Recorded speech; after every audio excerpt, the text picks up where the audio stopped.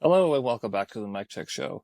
After long delays, lots of rescheduling, technical difficulties, we are finally here.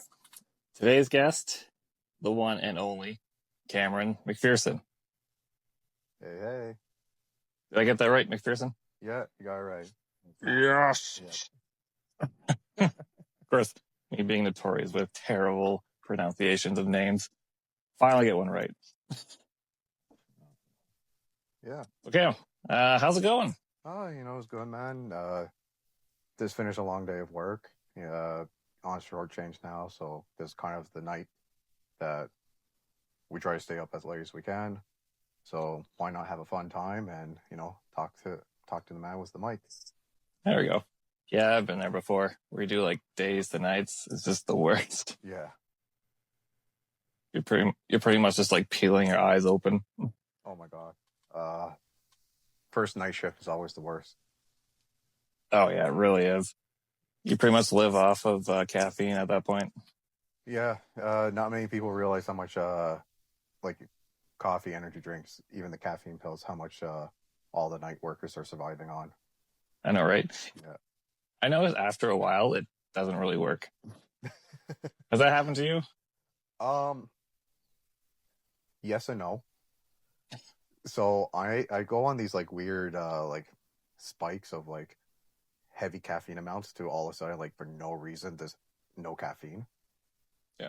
And so once I hit that like no caffeine and I get my first sip of like coffee or energy drinks again, it's like a rewire all over again. Okay, that makes sense. Maybe I should do that. I don't know. I fried my brain back in like high school with caffeine, so. Anyways, all right. So let's get started.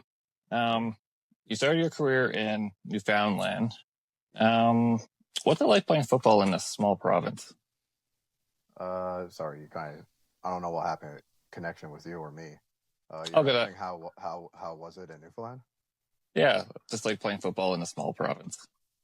Playing football in a small province was interesting because it just wasn't a playing in a small province. I was I was one of the many first to join uh, the football program in Newfoundland. Like there was Oh wow. maybe not a handful, but maybe about 30 to 40 players. So um, so the difference between Newfoundland and Alberta, right? Alberta, we really focus on 12-man football up here. In Newfoundland, they're focusing on 6-man because just of the low numbers. So I think that's at least there's that way of having about like 6 to 8 teams to be able to play. okay. That makes sense. It was interesting because it's a good start to the journey, a good way to get your stomping grounds going. That's fair. Did it help with open field tackling since there's not as many people? It's more confined space, so it gets to a point of where there's open field tackling. Yeah, there were some interesting hits because a lot of guys who came and joined the football were hockey players and rugby players. Mm.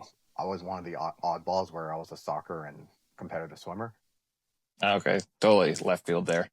Yeah, yeah. And so, yeah, it was totally different. And, there's guys who they knew how to tackle rugby style, but when it came to football, like you were able to just break away. Okay, that's interesting. I wonder if they still have 6-on-6 or they've gotten more numbers. They got Not to six fix. on they got 6-on-6 going. I know they're doing some 9-man football as well, especially in the provincial level. They're getting into 9-man. Okay. I've actually recently been in contact with them and, kind of asked them about how are they thinking about having 12-man football coming. I mean, to be announced of what their decision is. Okay. Yeah. Well, since they're kind of close to other provinces, you think they just kind of form like a provincial team and play the other teams? Well, I mean, within Football Canada is so interesting because we all think there's only 12-man football, right? Mhm. but there's actually a high level competition in 6 and 9 man as well that nobody knows about. Yeah, I definitely don't know. Yeah, so that's where they kind of start. They're kind of growing, right? They're growing in the 6 and 9 man area, and I mean, I'm hoping for their sake that they could get to 12 man because there's a lot of great athletes still in the East Coast where if they could get opportunity to play 12 man, I'm sure they will succeed. Oh yeah, 100%. So I definitely need to take a look at Newfoundland and what they're doing. So for you, um, for your high school career, you moved to Fort Mac. This is a two-parter. Yeah. One, why'd you move to Fort Mac from Newfoundland? That's kind of an interesting move there. And what's football like in good old Fort Mac? So why did I move there? I needed to change the scenery. That was one. Two, I have family living up here as well, and it was the family that I'm close with. Um, I mean, everybody has relatives that they're close to, and all of mine were living in Fort Mac at the time. So I moved up here. I finished high school up here as well. I was part of the football team for the high school team. Um, I mean, football up here is pretty interesting um, because, again, like they had a lot of 6 and 9 man football here in Fort McMurray. And then I want to say after my year, they really pushed it into 12 man football. And for the high school teams up here, they're now all combined. So all four high schools are now combined to create this like one mega high school team. And so Okay. they're now competing with other teams across the province. See, that's something I want with Newfoundland. Just do that. Yeah, yeah. Oh, trust me, I'll love to see it. You know, get an Atlantic team going, right? Yeah. Okay. So, of course, that's easy for you going from Newfoundland to Fort Mac playing the same style of football. Yeah. But after high school, you went to play on, uh, what was it, the Monarchs. Yeah. What was it like finally playing 12-man football? It was a total change. Uh, this change of scenery, right? I mean, I'm going straight from high school, and I'm joining guys who had, they had have college experience, and numbers of them had CFL opportunities. Looking at them, right? Some of them were in the draft. Some of them had tryouts. Some of them were made it to the team and then got cut, right? So it was a total different experience. It was eye opening. Of course, younger me was the stupid idiot of why am I not getting more chances, not realizing what's around me. Yeah. And I mean, it was only later on I started realizing like I need to learn off of this guy, I need to learn off of that guy, like learn some of these skills that they're doing. So if I want to make it to the next level, what is that? Or if I want a different opportunity somewhere else, what are they doing that could better me? Okay. How many years did you play for the Monarchs? I was on that team for 2 years. Okay. Did you still have that same mentality each year, like, hey, why I'm not playing, or did you kind of switch it up with your Uh, second year? my second year, I changed up. Mind you, though, like I I was changing up as in like listening to what people were saying because my second year with the Monarchs, I had a opportunity to go try out for one of the junior teams in BC, Okay. and I actually had our head coach at the time, who was Dave Spence, rest his soul. Um, he spoke on my behalf to the head coach because they had a really close connection, and the head coach gave me an opportunity.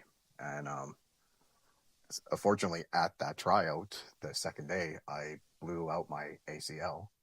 Oof. Yeah, it wasn't a fun experience. But after that, even when I came back home, the team called me up and they're like, "Hey, we want to give you a practice roster spot.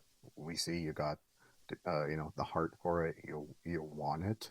So we would rather have a guy who wants it versus a guy who's not focused, right? Somebody who's Oh arrogant." yeah. So Okay.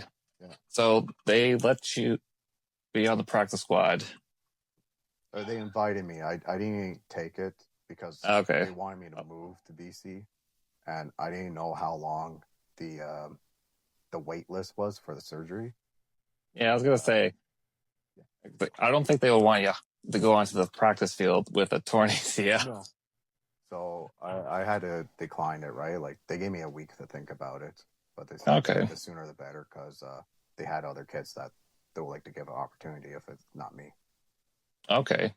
Um, how long was the recovery? Um, so I had to wait for a year for the first injury, the first surgery. And then on paper, the recovery was 6 months. Okay. Um, but technically, it was more like for me, it was almost 2.5 years. Oh, damn. Um, just that's because of I guess my lack of knowledge of recovery, and then I guess the stress that came with it because this was my first major injury.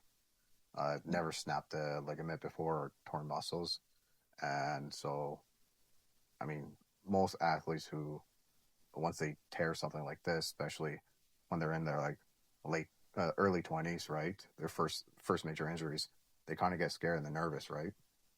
Yeah, that's fair. So yeah, it was nerve-wracking the first time. But luckily, like I started getting into the gym. I got really focused in college and weightlifting and rehabbing it.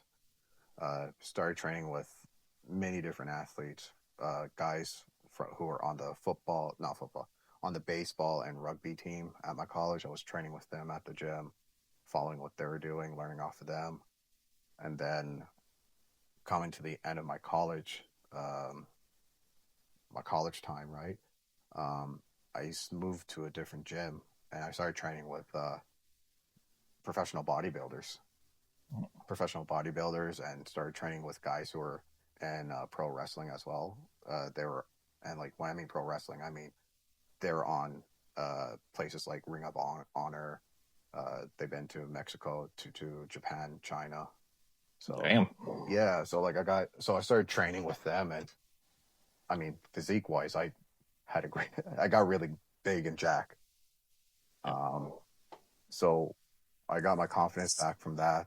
Uh, from that, and before I went back into football, I did a trip to Uganda, and the gentleman and his family that I went with, um, he played professional football as well. Oh, Uh, wow. uh, his name was David Lee, and he played for the Toronto Argonauts, and he played with Ricky Foley. He was Ricky Foley's second string. Okay. And so What year was that? that would have, what year was that again? I think that was 21, Okay. 2021, I think I went. Yeah, just after COVID. Yeah, well, it was during COVID. I got to Okay. go there just at the end. Yep. So yeah. So Okay. and that was a neat experience alone, just going to Uganda, uh first time in, Africa as well. Like it was mind-blowing, and you got to see the world for something totally different than what we're used to up here in North America. Yeah. Okay. I think you have to tell us your experience in Uganda. Yeah, I mean, Uganda was interesting. I was with a charity organization called World Embrace. Um, I was with the organization is run by a couple. I forgot his wife's name, but the gentleman is Reynold Maines, and they have purchased 22 and a half acres of land, and they're building the first recreational park in northern Uganda. Oh, wow. And so the whole point of this project was to, um, and I'm quoting this from one of their promo videos, um, to help remove the guns and give the children a ball to play with. Okay. There's a organization called the LRA, and they're a terrorist organization, and they target youth, particularly child soldiers, right? And so this organization is in, I think, 4 different countries in Africa. Okay. And so, I mean, they're going to villages, they're burning villages down, killing men, women, taking the children, right? And they're brainwashing them. So yeah, this organization that I went to, where they are creating this mega playground for these kids. There's going to be soccer pitches there. There's going to be volleyball courts, basketball courts. They got this giant playground designed for the kids as well, and I mean, I loved it because I got a hand in designing it as well. And then they got a bunch of like learning centers as well. And I mean, I could share the link with you afterwards, and if people are interested, they could click on the link too. Yeah, definitely share it. Yeah. So Um, yeah, it was how do they keep the beautiful. kids safe? Pardon? How do they keep the kids safe? Like, do they Um, have like kind of like armed guards kind of patrolling the area? I mean, the Ugandan army is kind of like patrolling like the country, like everywhere you Okay. go, like you're going to see soldiers somewhere. They act as if they're security for certain properties, or like they're just walking the streets like police officers, right? Okay. I mean, it's been a while since I've been there, but I mean, as I say this, once the children are saved, they're, the organization is not fighting back to take back these kids. Okay. I mean, and another thing as well is the community I stayed in. It's the nickname of it is the capital of the NGOs. All the nonprofit organizations are in this community. So not only is there's Canadian and Americans there, but you got people from the UK, Australia, New Zealand. You got people from Germany, Argentina, like, and many other countries that I just can't name off the top of my head. And so there's just this neat, interesting hub of like all these different NGOs partnering with each other and helping each other to create many opportunities of changing people's lives. Damn, that's awesome. Is that what? Okay, you sent me some cashews. I've been saving on these for a while. Hope Harvest, you guys see. Is that kind of the organization that's helping Uganda? No, so the organization in Uganda is called World Embrace. Okay. Hope Harvest is partnered with ADRA Canada. Okay. So they are another NGO organization that are helping well over 100 different countries around the globe. I actually had an opportunity to go with them. I went to Peru with them, and I was a part of a documentary down there with one of the projects they're doing is called the Happy Homes, and Okay. it's taking natural resources in their communities to create warmer houses for them. Because in Peru, it's mountains, Mm. and if Oh yeah. any of us know what it's like to be near the mountains, especially during winter time, it gets really Yeah. cold. Oh yeah. And these people who are in the mountains, the Incas, they don't have running water or running electricity. So their use is natural resources. And apparently some of these people weren't insulating their homes properly. And so Oh. ADRA Canada came in, taught them how to use certain insulations. And if I remember correctly, one of the families said they went from having to sleep with 20 blankets to stay warm at night to down to 8. Jesus. So, I mean, I don't know about you, but like me picturing it, I know during the summertime, I start sweating with like 1, Oh yeah. right? I'm And about the then same. when the winters come, I'm maybe only using 3 just to stay warm. Yeah, and a sweater. Yeah, yeah. Yeah, so I got to have a neat experience there. Got to do a lot of photos for them, and I was part of the videos, as I said, the documentary. and I was kind of like the cameraman's second hand. Like I was just carrying all of his gear for him and help set out. He was Okay, teaching me a few things, and I was helping him with some creative ideas. that's awesome. Gonna say your time away from football is uh, definitely unique. I don't see people like going overseas to help people in need. Um, so one thing about me is I like to travel, Mhm. and I don't like to travel as a tourist, for example. Like I just don't like going to resorts. I like to travel and learn about the culture, learn about the experience. And I mean, one of the best ways to do it is jump in, look at a NGO, look for a nonprofit, see what you can do, partner with them.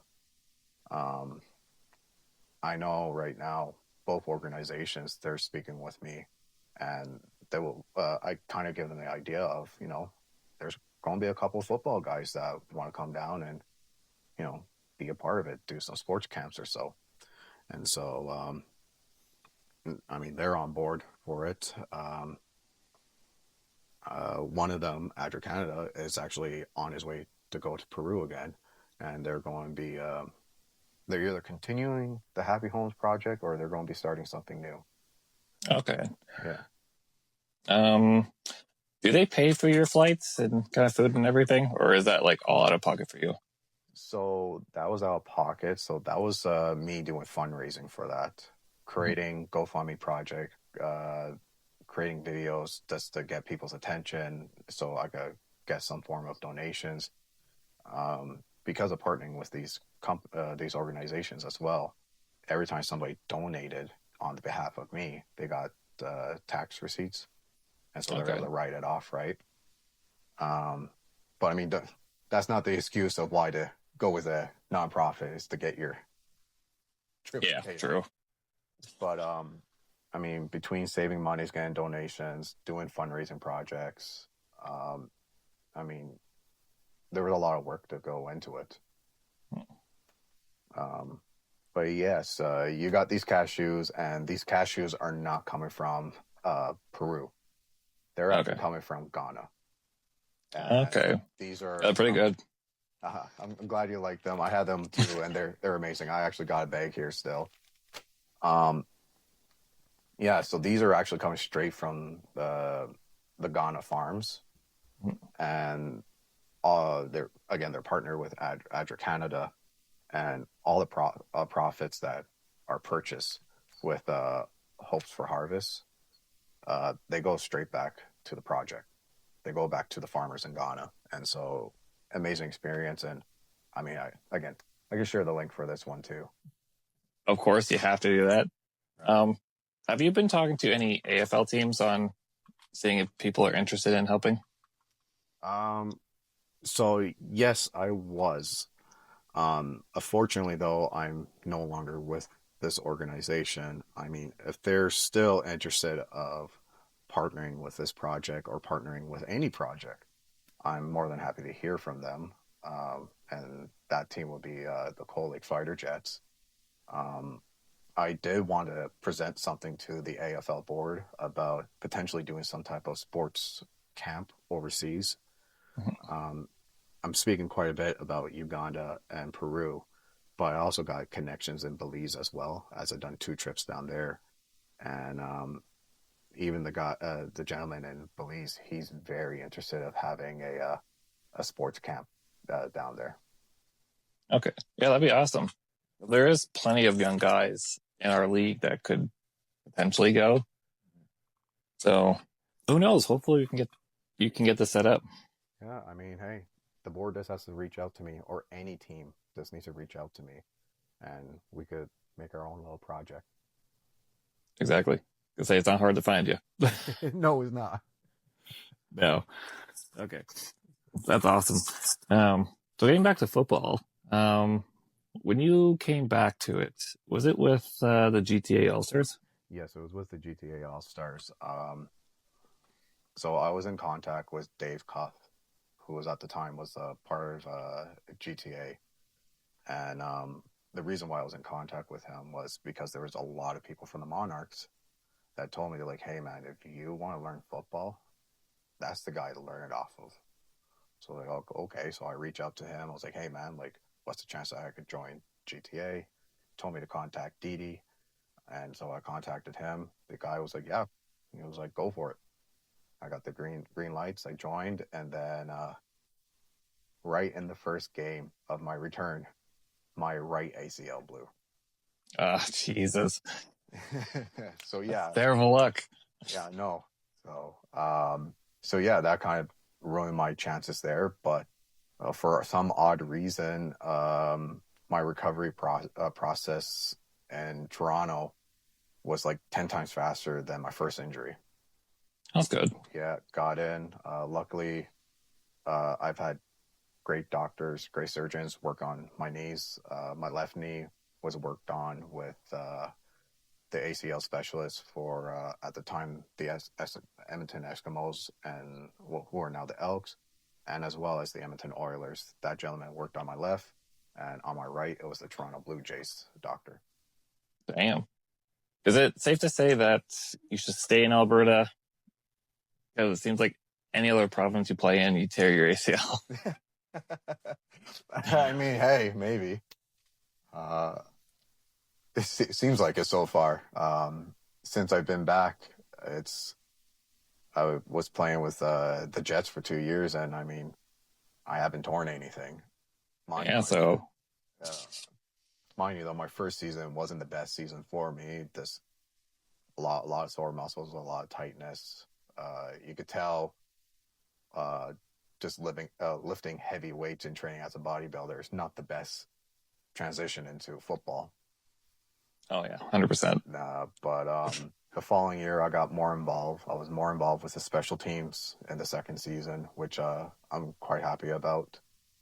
Um, yeah, special teams I was very involved with, and then I got involved with the board too. Uh, much love to Teague and Maui. They allowed me on the board, uh, and I was my second year. I became the player personnel just right off the bat. Okay. Um, what's it like playing for the Jets? It seems like it's a pretty well-run organization. I mean, it's a very interesting organization. Like, I'm not going to be here talking smack about them. Like, they got their thing, they got their program that they're running. They know what they're doing. Um, I mean, like they when the season kicks in, this scheduling they're very demanding on the scheduling because if I remember correctly, it was two practices and then we have film nights as well.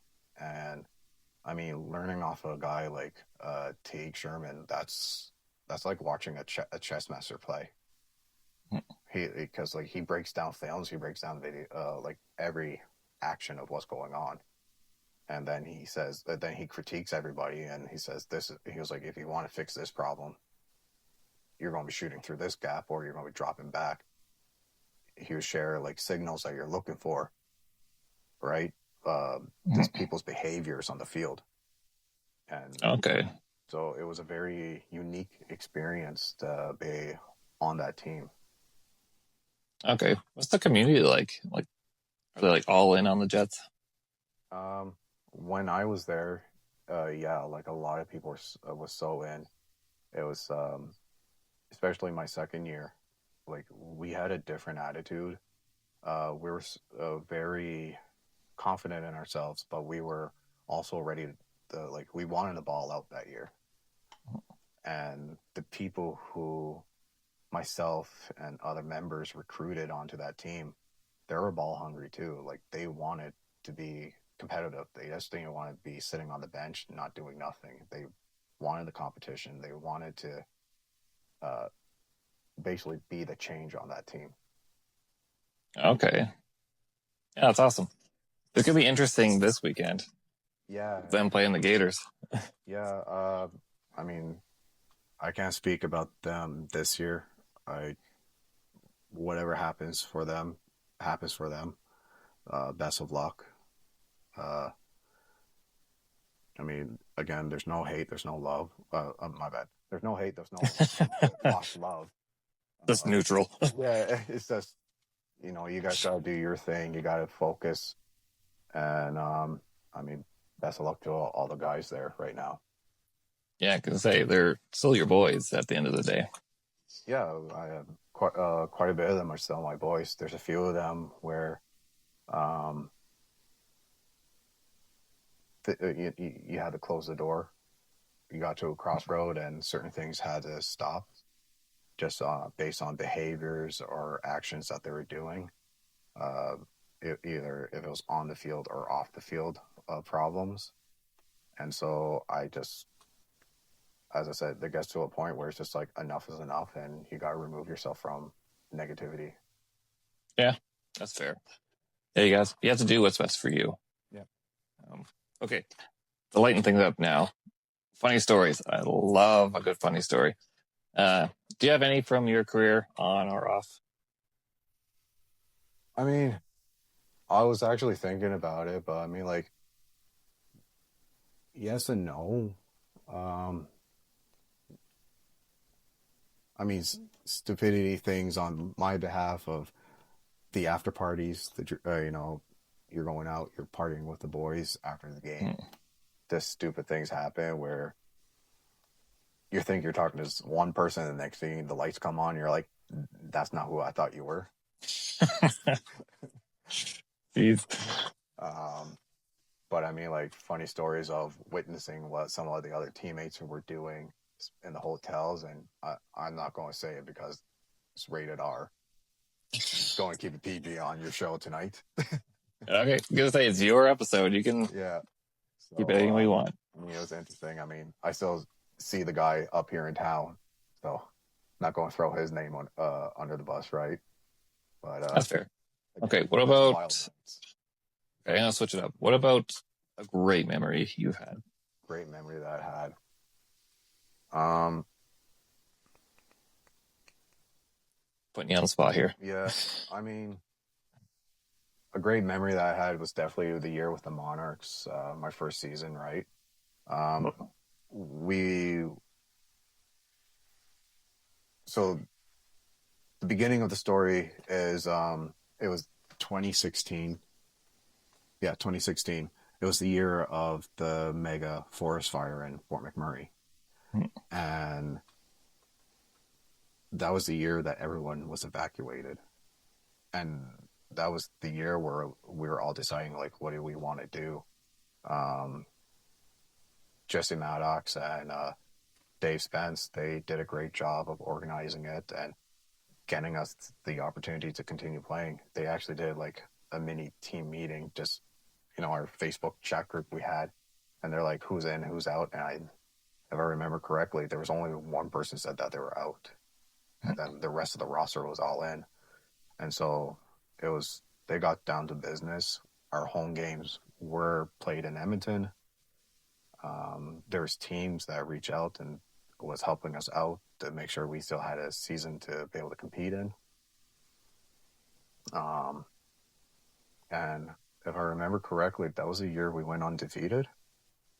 I think so. And so we went, from the very beginning all the way up to the national championship. And again, that was the year that I'm learning the Monarchs.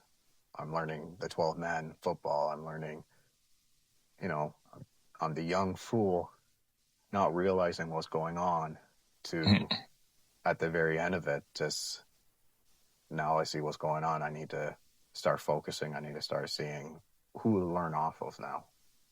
Yeah. And I mean, the best part of that story was definitely the national championship, because we played at what was then the Shell Place, which is a CFL approved stadium.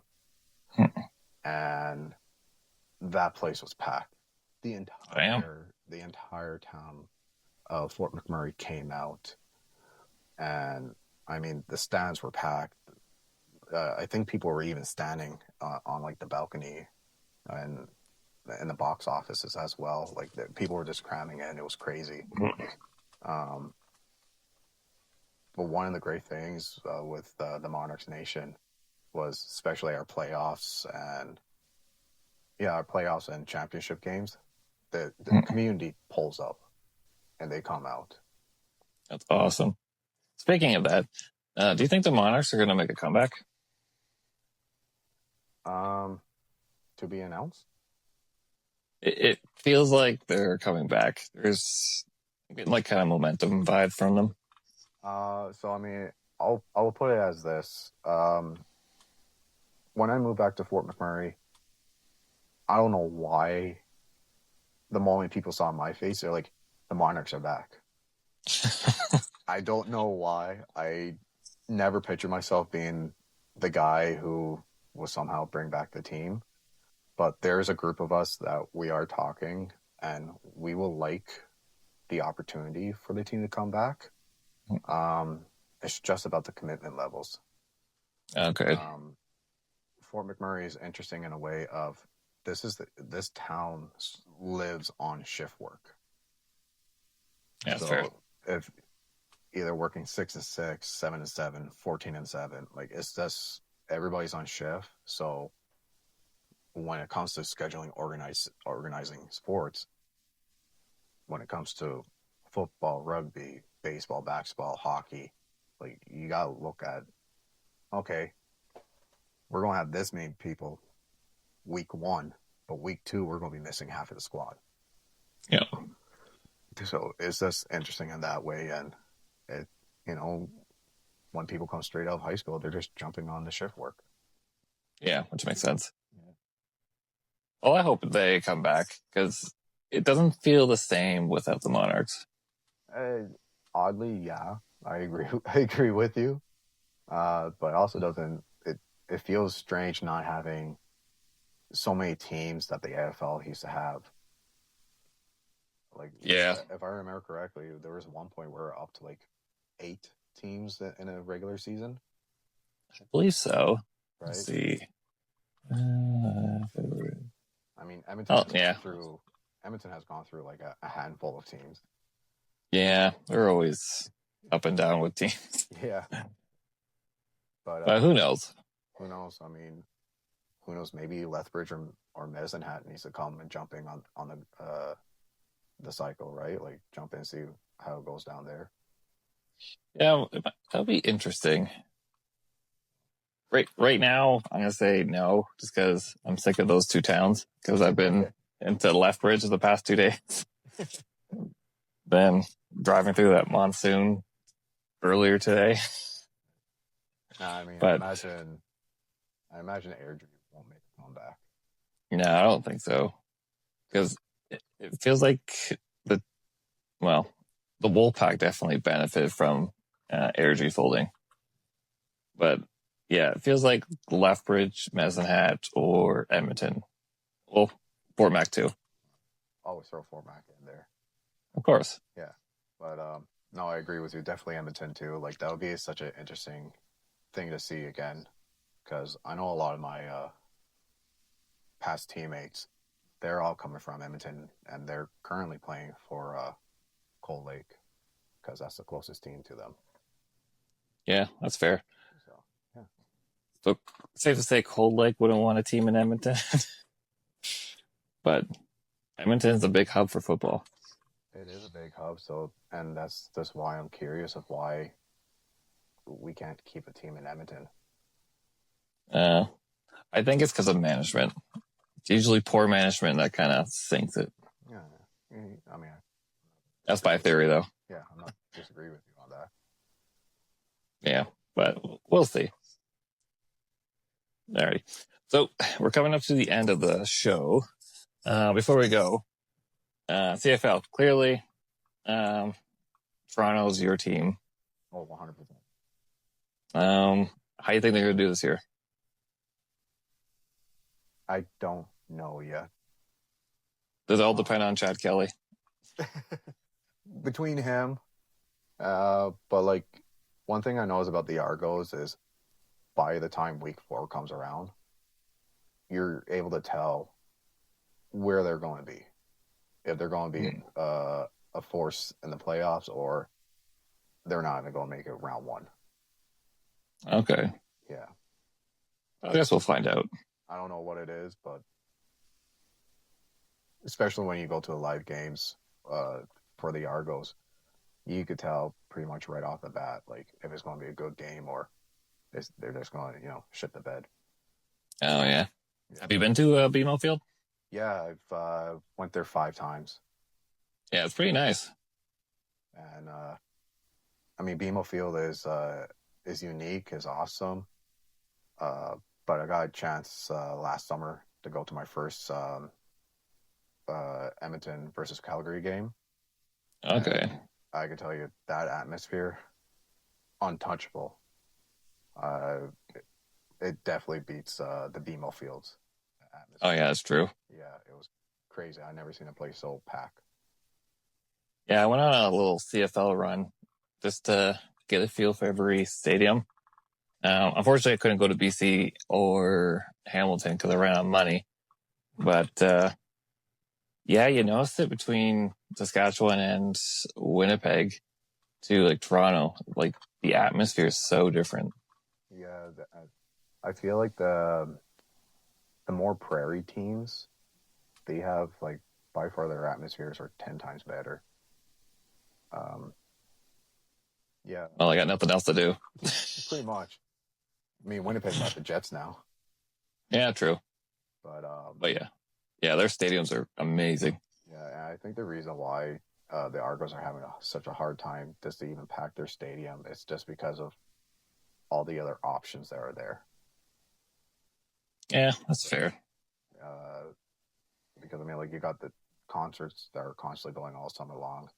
To you got baseball that's happening pretty much the same day as the Argos game, Yep. or you got fans that are more dedicated to Toronto FC, and so Oh yeah. right, so like not many people. It's interesting to see when you go to the Toronto games, just which sports collect more attention. Yeah, that's fair. Well, when I went there, I had a good time. So I actually got one of their replicas, Grey Cup rings. Oh yeah, Yeah, so I got lucky there. lucky you. And all right. It was only like $50 though. I'm not complaining. Yeah. Alrighty. That's okay. Is there anyone you'd like to thank for your journey through football and life in general? Yeah. I mean, coaches going from the beginning. I mean, Brian Hughes. He has a definite impact on my journey. If it wasn't for him, I probably would never be playing football. Um, Kevin Gaburio, like he made sure I continued playing football when I came up to Fort Mac. Um, I mean, definitely going to say thank you to the Jets organization for the 2 years I had with them. Um, I don't think many people realize how much you can actually learn off of some of the people that are going there. And then later on, going to say thanks to Jesse as well. I didn't realize, young, stupid me didn't realize what he was doing. And the more mature and the more the guy who wants to be involved in football now understands what he was doing. And, thanks him for the opportunity that allowed me to be a part of football. Um, but people, outside of football, I also want to, thanks the Will Embrace the organization when I was down there. Shout out to uh, my family with ADRA Canada, right? My father, who's heavily involved with them, which who knows, he might have some news about what's going on with that organization soon. Um, Family members like my mom, right? Like I'm pretty sure she's been put through the ringer with me. But yeah,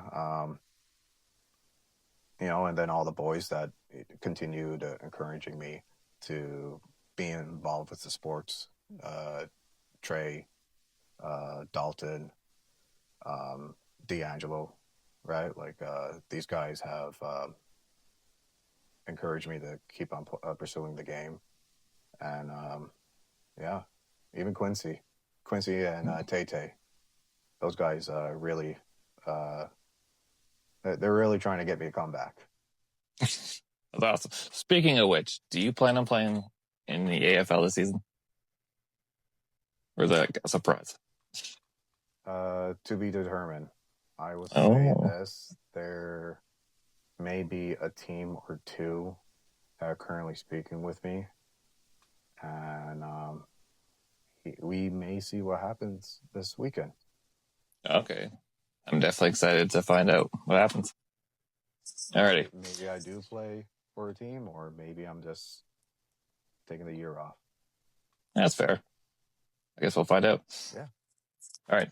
All right, Cam. Thank you for coming on to the show today. I'm glad we can finally sit down and get this to work. Because I think we've tried for the past month and a half now. Yeah, it's kind of strange, just our scheduling.